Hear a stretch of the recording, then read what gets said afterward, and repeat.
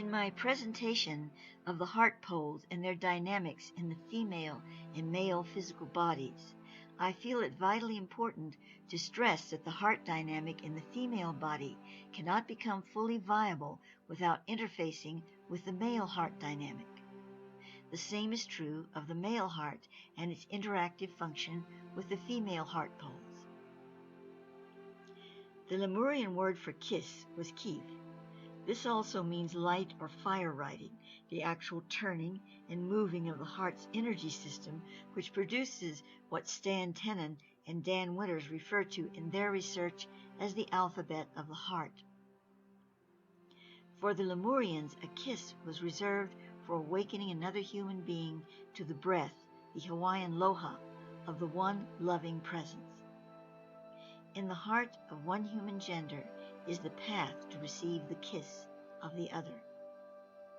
Therefore, it is as important for men and women to work with the opposite gender heart dynamic as it is their own. They may do this as each gender contains an astral version of the heart pole or poles and accompanying schematic of the opposite polarity.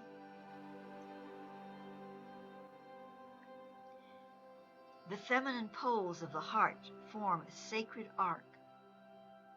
This was known and understood as the central mystery of the lunar divine feminine mysteries. My Akashic insights have revealed to me that the first mechanical ark was given to the earth during the days of Atlantis by the blue star ultra-terrestrials of Rigel in the constellation of Orion. Yet this first ark was not given to the Atlanteans, but to the people who in that age occupied Tibet. These Tibetans were a mixture of strong blue star genetics and earth races of that time. They called themselves Sunborn, as they held the solar mysteries for the planet. Within the sacred center of the An is a chamber which contains a device that is a working facsimile of the human feminine heart ark. In the mechanism of the blue star ark of grace, there is a sphere that contains within it the three-pole dynamic of the feminine human heart. In this sphere, called the Kadeem, the charge of the moon heart pole is contained within a cobalt sphere, with the Gaia pole charges held by the two obsidian spheres. Through the Kadeem and certain other devices in the An, powerful energy transmissions from Rigel and Betelgeuse in Orion are brought to Earth. The Ark is still with the Earth. It was gifted us to aid humanity in that age of spiritually surviving the deluge to come and the ultimate ascension of the planet in this current time. Here you see the diagram of the feminine heart ark. The first node, moon heart pole, allows the female to become the vessel not only for a child, but for the perpetuation of the creatrix current through the species. It is the special chip inserted into the heart ark mechanism which gives the whole Merkaba intelligence to interface with the creatrix field of Gaia. The second nodes, A and B, the Gaia poles. These heart poles act as small pulsars, reversing polarity between each other to bring through the holographic wave form of the Gaia field. The third node, creatrix waveform and Gaia field.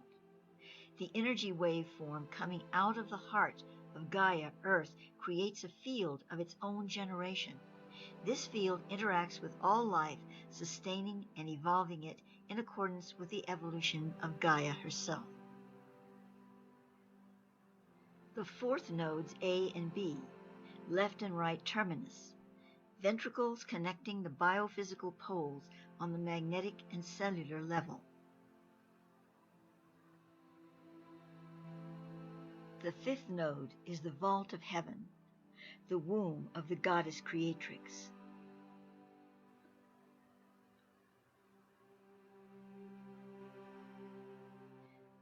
The sixth node, Labyrinth of On.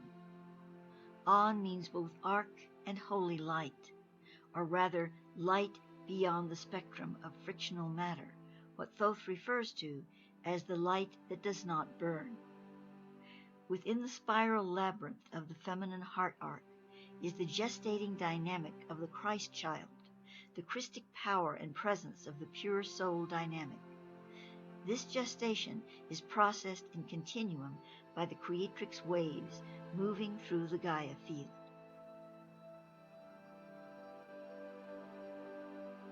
The seventh node, Solar Pillar of Light. The inseminating vehicle being drawn into the heart arc from the wellspring of the solar logos in the soul. The solar logos is a powerful generator of Christ awakening. As the solar pillar of light moves through the labyrinth of On and the Gaia field, it is the generator for the signals which open the birth canal in the dew crescent.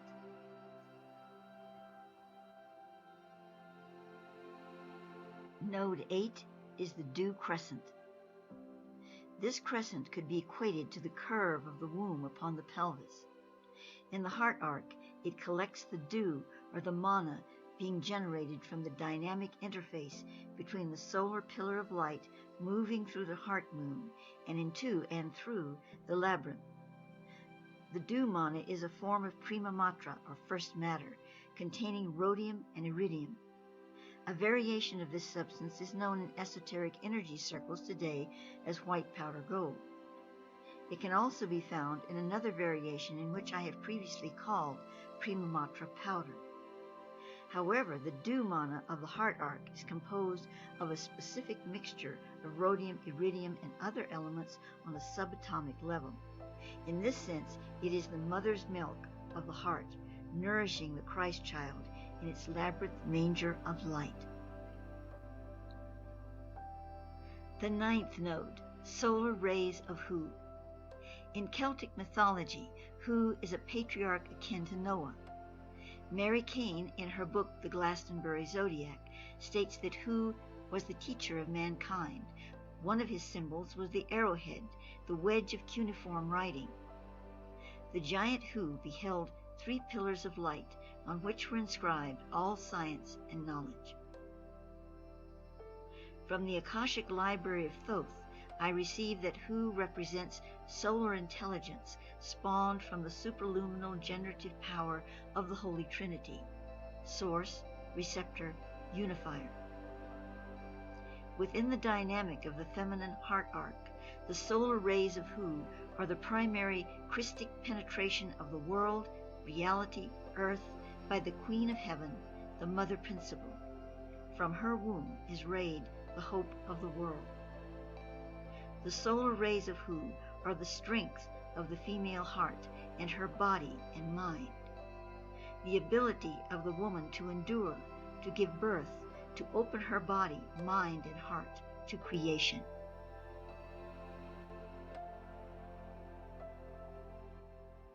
The 10th nodes, A and B, 6 Magda rays.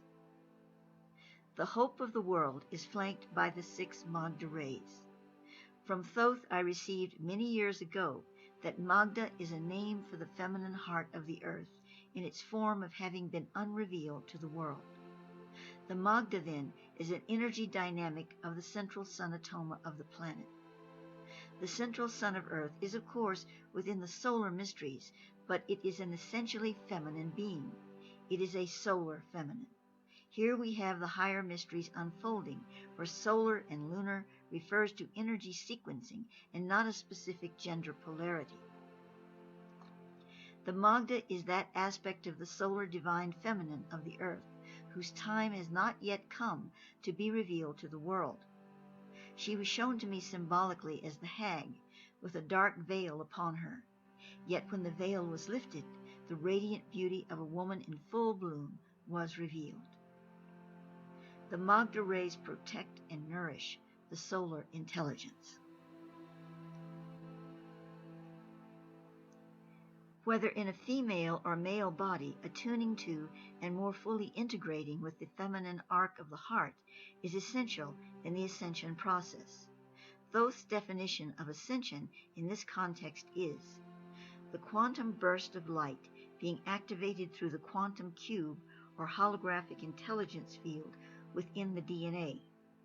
This burst is ignited in the heart, which is the actual seat of the holographic intelligence field, the DNA being its workforce. Only through the principle of divine love can we become the ascended being. Planetary ascension, which translates living beings and Earth to another vibratory world dimension, is only an offshoot of the true ascension of the heart.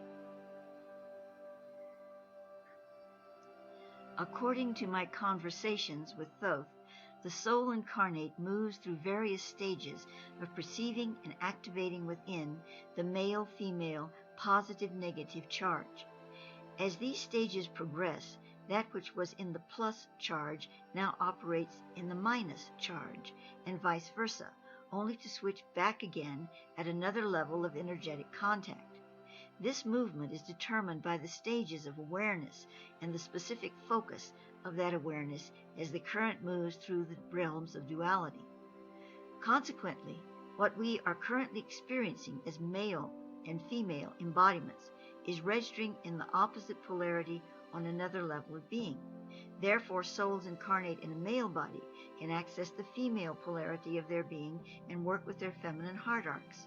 Conversely, a soul currently in a feminine embodiment may access their masculine polarity and more fully integrate the male heart pole.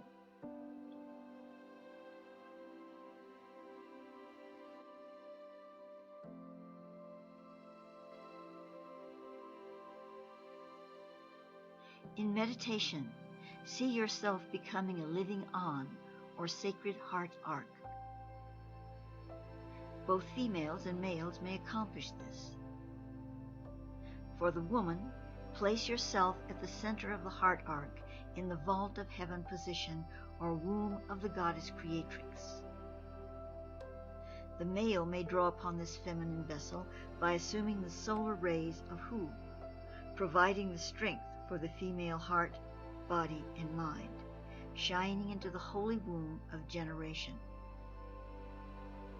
Whether you be male or female in this incarnation, you can now feel the presence of unity as the heart arc becomes a viable vessel within you. In your personal meditations with the heart arc, find your own path of integrity into her chambers of sovereign wisdom and creation. May the glory light of her sight be upon you.